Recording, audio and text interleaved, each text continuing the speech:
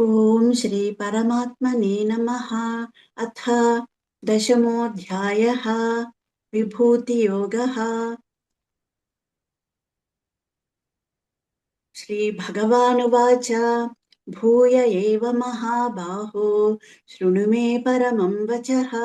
यत्तेऽहं प्रीयमाणाय वक्ष्यामि हितकाम्यया। न मे विदुः सुरगणाः प्रभवं न महर्षयः। अहमादिर्हि देवानां महर्षीणां च सर्वशः। यो मामजमनादिं च वेत्ति लोकमहेश्वरम्। असम्मूढः समत्येषु सर्वपापैः प्रमुच्यते। बुद्धिर्ज्ञानमसम्मोहः क्षमा सत्यं दमः शमः सुखं दुःखं भवो भावः भयं चाभयमेव च। अहिंसा समता तुष्टिः तपोदानं यशो यशः। भवन्ति भावा भूतानां मत्त एव पृथग्विधाः। महर्षयः सप्त पूर्वे चत्वारो मनवस्तथा मद्भावा मानसा जाताः येषां लोक इमाः प्रजाः। एतां विभूतिं योगं च मम यो वेत्ति तत्त्वतः सोऽविकम्पेन योगेन युज्यते नात्र संशयः। अहं सर्वस्य प्रभवः मत्तः सर्वं प्रवर्तते इति मत्वा भजन्ते मां बुधा भावसमन्विताः। मच्चित्ता मद्गतप्राणाः बोधयन्तः परस्परं कथयन्तश्च मां नित्यं तुष्यन्ति च रमन्ति च।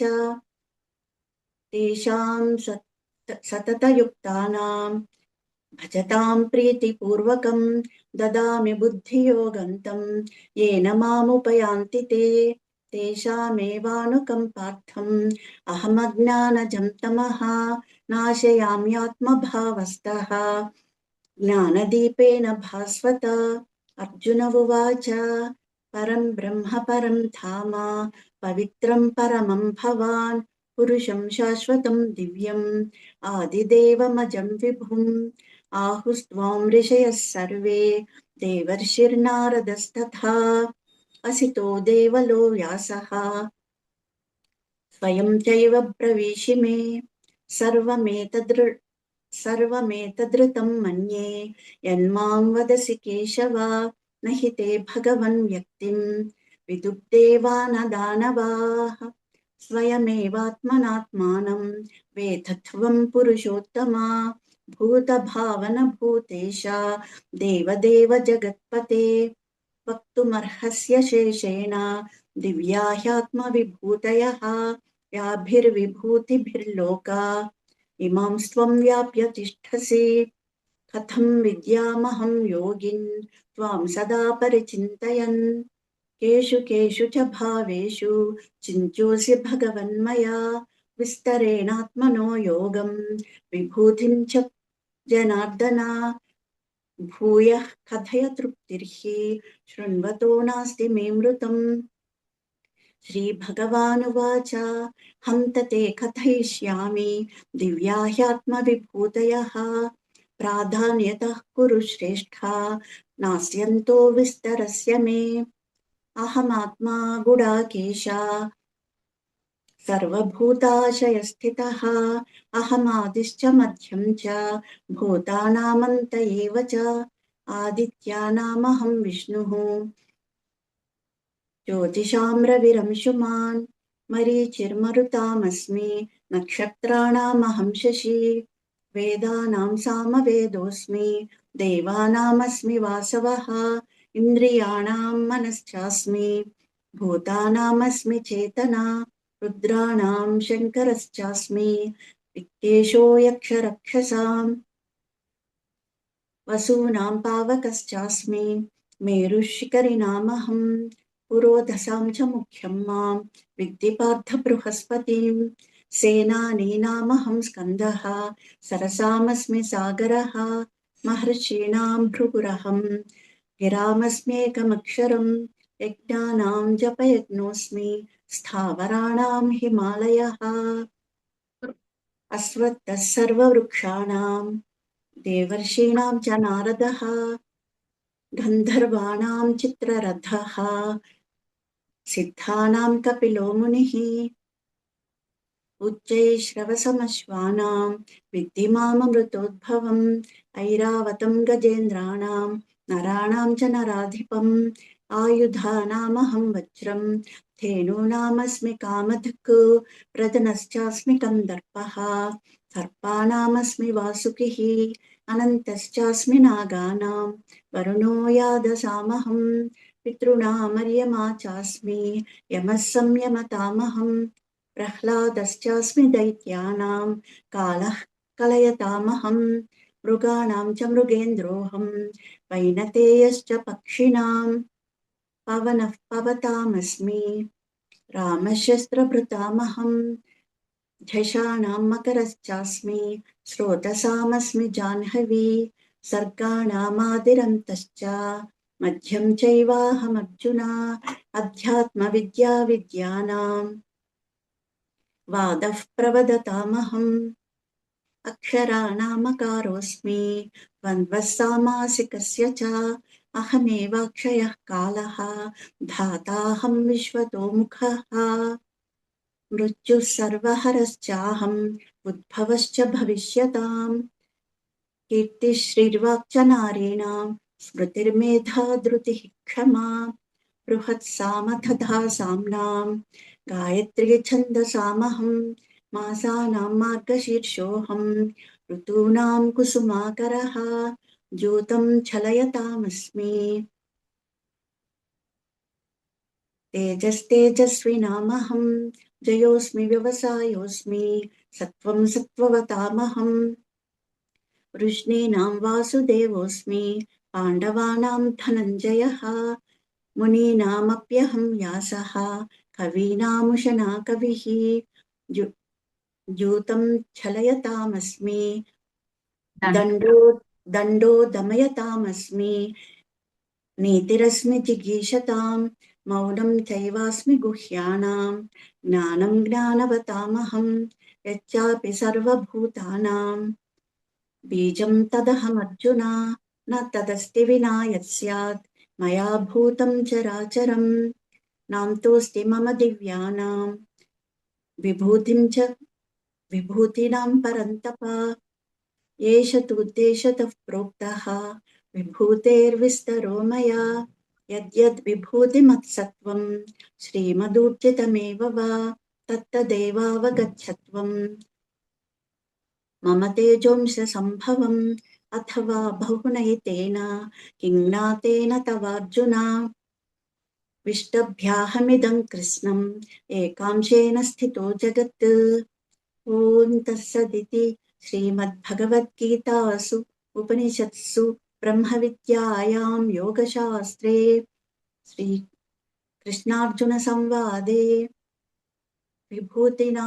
विभूतियोगो नाम दशमोऽध्यायः। अथ एकादशोऽध्यायः विश्वरूपदर्शनयोगः। अर्जुन उवाच मदनुग्रहाय परमं गुह्यमध्यात्मसंज्ञितं यत्त्वयोक्तं वचस्तेन मोहोऽयं विगतो मम भवाप्ययौ हि भूतानां श्रुतौ विस्ततो मया त्वत्तः कमलपत्राक्ष माहात्म्यमपि चाव्ययम् एवमेतत् यथा तत्त्वम् आत्मानं परमेश्वर द्रष्टुमिच्छामि ते रूपम् ऐश्वरं पुरुषोत्तम मन्यसे यदि तच्छक्यं मया द्रष्टुमिति प्रभो योगेश्वर ततो मे त्वं दर्शयात्मानमव्ययम् श्रीभगवानुवाच पश्य मे पार्थरूपाणि शतशोधसहस्रशः नानाविधानि दिव्यानि नानावर्णाकृतीनि च पश्यादित्यान् वसून् रुद्रान् अश्विनौ मरुतस्तथा बहून्यदृष्टपूर्वाणि पश्याश्चर्याणि भारत इहैकस्थं जगत्कृत्स्नं पश्याद्य सचराचरं मम देहे गुडाकेश यच्चान्यद्द्रष्टुमिच्छसि न तु मां शक्यसे द्रष्टुम् अनेनैव स्वचक्षुषा दिव्यं ददामि ते चक्षुः पश्य मे योगमैश्वरम्। सञ्जय उवाच एवमुक्त्वा ततो राजन् महायोगेश्वरो हरिः दर्शयामास पार्थाय परमं रूपमैश्वरम्।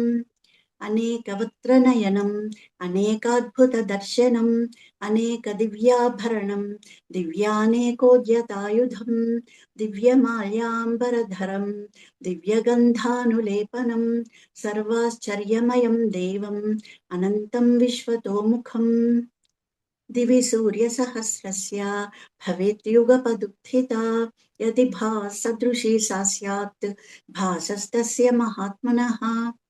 तत्रैकस्थं जगत्कृत्स्नं प्रविभक्तमनेकधा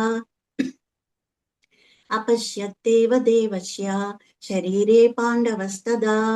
ततः स विस्मयाविष्टः हृष्टरोमा धनञ्जयः प्रणम्य शिरसा देवं कृताञ्जलिरभाषत।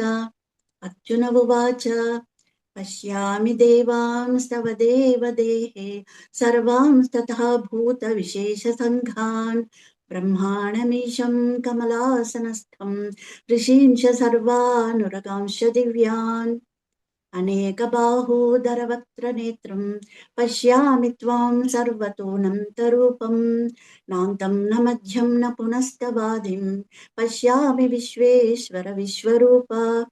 किरीटिनं गदिनं चक्रिणं च तेजोराशिं सर्वतो दीप्तिमन्तं पश्यामि त्वां दुर्निरीक्षं समन्तात् दीप्तानलार्कद्युतिमप्रमेयम्।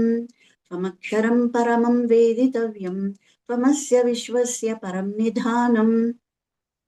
त्वमव्ययः शाश्वतधर्मगोप्ता सनातनस्त्वं पुरुषो मतो मे अनादिमध्यान्तमनन्तवीर्यम् अनन्तबाहुं शशिसूर्यनेत्रं पश्यामि त्वां दीप्तहुताशवक्त्रं स्वतेजसा विश्वमिदं तपन्तम्।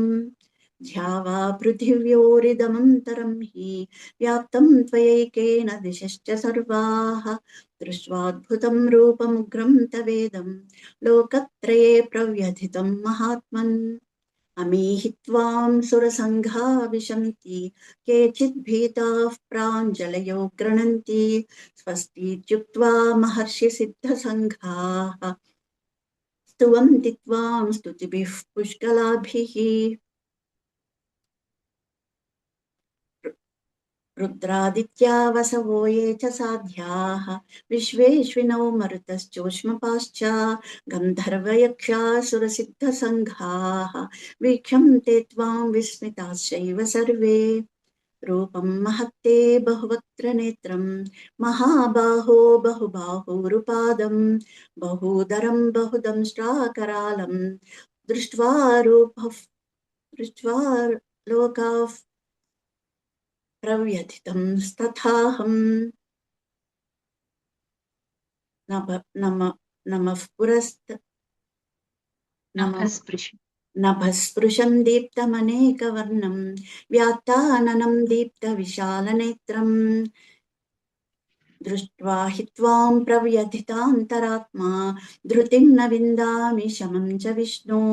दंष्ट्राकरालानि च ते मुखानि दृष्ट्वैव कालानलसन्निभानि दिशो न जाने न लभे च शर्मा प्रसीद देवेश जगन्निवास। अमी च त्वां धृतराष्ट्रस्य पुत्राः सर्वे सहैवावनिपालसङ्घैः भीष्मो द्रोणः सूतपुत्रस्तथासौ सहास्मदीयैरपि योधमुख्यैः पत्राणि ते त्वरमाणा विशन्ति दंष्ट्राकरालानि भयानकानि केचित् विलग्ना दशनान्तरेषु सन्दृश्यन्ते चूर्णितैरुत्तमाङ्गैः यथा नदीनां बहवोऽम्बुवेगाः समुद्रमेवाभिमुखा द्रवन्ति तथा तवामि नरलोकवीराः विशन्ति वक्त्राणि अभिविज्वलन्ति यथा प्रदीप्तं ज्वलनं पतङ्गाः विशन्ति नाशाय समृद्धवेगाः तथैव नाशाय विशन्ति लोकाः तवापि वक्त्राणि समृद्धवेगाः। लेलिहसे ग्रसमानः समन्ताद् लोकान् समग्रान् वदनैज्वलद्भिः तेजोभिरापूर्य जगत्समग्रम् भासस्तवोग्राः प्रतपन्ति विष्णु आख्याहि मे को भवानुग्ररूपः नमोऽस्तु ते देववर प्रसीद विज्ञातुमिच्छामि भवन्तमाद्यं न हि प्रजानामि तव प्रवृत्तिम् श्रीभगवानुवाच कालोऽस्मि लोकक्षयकृत् प्रवृद्धः लोकान् समाहर्तुमिह प्रवृत्तः ऋतेऽपि त्वां न भविष्यन्ति सर्वे एव स्थिताः प्रत्यनेकेषु योधाः तस्मात् त्वमुत्तिष्ठ यशो लभस्व जित्वा शत्रून् भुङ्क्ष्व राज्यं समृद्धम् मयैवैते निहताः पूर्वमेव निमित्तमात्रं भव सव्यसाचिन्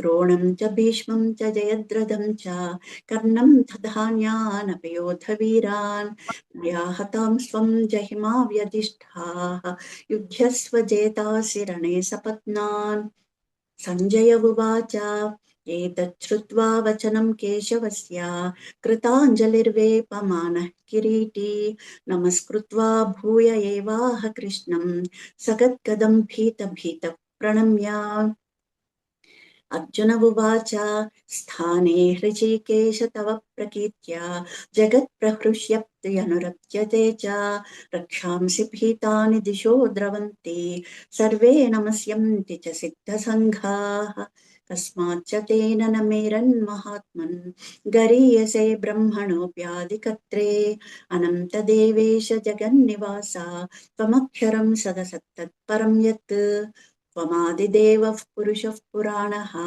त्वमस्य पूज्यश्च त्वमस्य विश्वस्य परं निधानं वेत्तासि वेद्यं च परं च धाम त्वया ततं विश्वमनन्तरूपा पितासि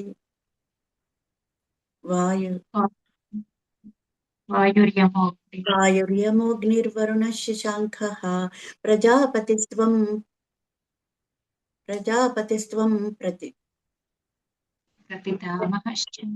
प्रतिमामहश्च प्रपितामहश्च नमो नमस्तेऽस्तु सहस्रकृत्वः पुनश्च भूयोऽपि नमो नमस्ते नमः पुरस्तादध पृष्ठतस्ते नमोऽस्तु ते सर्वत एव सर्वा अनादिवीर्यामितविक्रमस्त्वम् अनन्तवीर्यामितविक्रमस्त्वं सर्वं समाप्नोषि ततोऽसि सर्वः सखेति मत्वा प्रसभं यदुक्तं हे कृष्ण हे यादव हे सखेति अजानता महिमानं तवेदं त्वया मया प्रमादात् प्रणयेन वापि यच्चावः सार्धमसत्कृतोऽसि विहारशय्यासनभोजनेषु एको धवाप्यच्युत तत्समक्षम् तत्क्षामये त्वामहमप्रमेयम् पितासि लोकस्य चराचरस्य त्वमस्य पूज्यश्च गुरुर्गरीयान् अत्वत्समोऽस्यभ्यधिकः कुतोऽन्यः लोकत्रयेऽप्यप्रतिमप्रभाव तस्मात् प्रणम्य प्रणिधाय कायम् प्रसादये त्वामहमीशमीड्यम् पितेव पुत्रस्य सखेव सख्युः प्रियः प्रियायार्हसि देव सोढुम् अदृष्टपूर्वं हृषितोऽस्मि दृष्ट्वा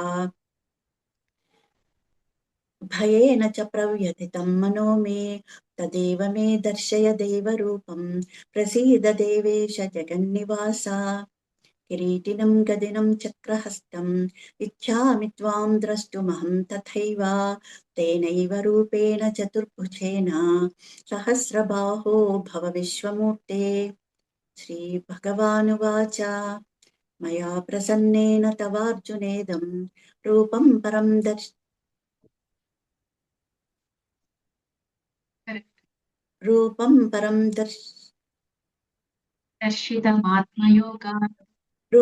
परं दर्शितमात्मयोगात् तेजोमयं विश्वमनन्तमाद्यं यन्मे त्वदन्येन अदृष्टपूर्वम् न वेदयज्ञाध्ययनैः न दानैः न च क्रियाभिर्न तपोभिरुग्रैः एवं रूपः शक्य अहं नृलोके द्रष्टुं त्वदन्येन कुरु प्रवीरा मा ते व्यधा मा च विमूढभावः दृष्ट्वा रूपं घोरमिद्रुं ममेदं व्यपेतभिः प्रीतमनाः पुनस्त्वं तदेव मे रूपमिदं प्रपश्य सञ्जय उवाच इत्यर्जुनं वासुदेवस्तथोक्त्वा स्वकं रूपं दर्शयामास भूयः आश्वासयामास च भीतमेनं भूत्वा पुनः सौम्य वपुर्महात्मा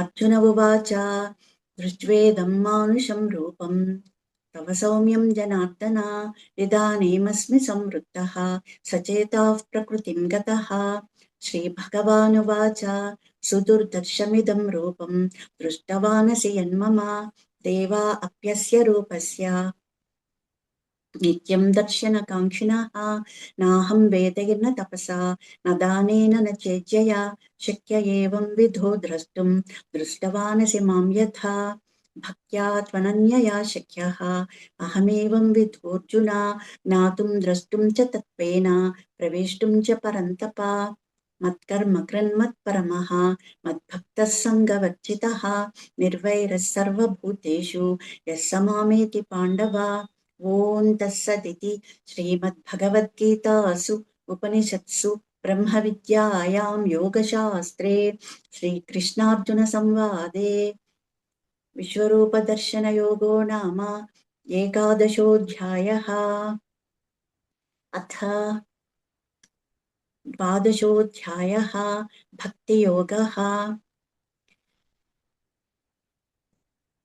अर्जुन उवाच एवं सततयुक्तानां भक्ता स्वां पर्युपासते ये चाप्यक्षरमव्यक्तं तेषां के योगवित्तमाः श्रीभगवानुवाच मय्यावेश्य मनो ये मां नित्ययुक्ता उपासते श्रद्धया परयोपेताः ते मे युक्ततमा मताः ये त्वक्षरमनिर्देश्यम् अव्यक्तं पर्युपासते सर्वत्र गमचिन्त्यं च कूटस्थमचलं ध्रुवम् सन्नियम्येन्द्रियग्रामं सर्वत्र समबुद्धयः ते प्राप्नुवन्ति मामेव सर्वभूतहिते रताः क्लेशोऽधिकतरस्तेषाम् अव्यक्तासक्तचेतसाम् अव्यक्ता हि गतिर्दुःखं वेधिरद्भिरवाप्यते देहवद्भिरवाप्यते ये तु सर्वाणि कर्माणि मयि सन्न्यस्य मत्पराः अनन्येनैव योगेन मां ध्यायन्त उपासते तेषामहं समुद्धर्ता मृत्युसंसारसागरात् भवामि न चिरात् पार्थ मय्यावेशितचेतसां मय्येव मनाधत्स्व मयि बुद्धिं निवेशय निवसिष्यति मय्येव अथ ऊर्ध्वं न संशयः अधचित्तं समाधातुं न शक्नोषि मयि स्थिरम्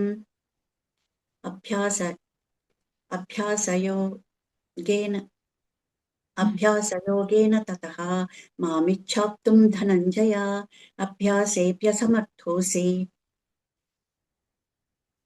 मत्कर्म परमो भव मदर्थमपि कर्माणि कुर्वन् सिद्धिमवाप्स्यसि अथैतदप्यशक्तोऽसि कर्तुं मद्योगमाश्रितः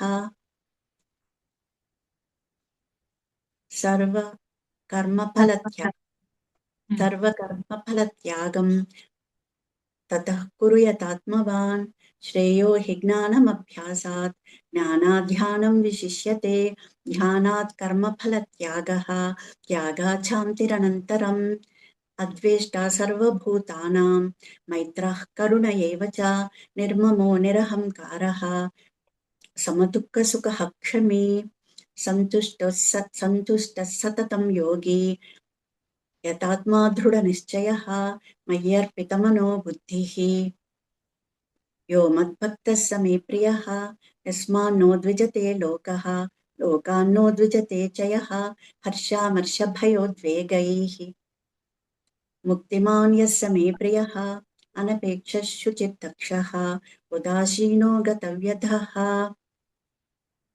सर्वारम्भपरित्यागी यो मद्भक्तः स मे प्रियः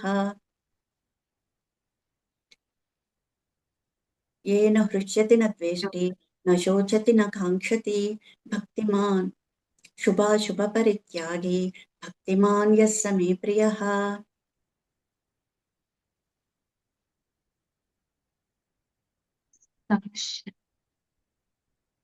समशत्रौ च मित्रे च समशत्रौ च मित्रे च तथा मानापमानयोः शीतोष्णसुखदुःखेषु समः सङ्गविवर्जितः तुल्यनिन्दास्तुतिर्मौनी सन्तुष्टो येन केनचित् अनकेतः स्थिरमतिः भक्तिमान् मे प्रियो नरः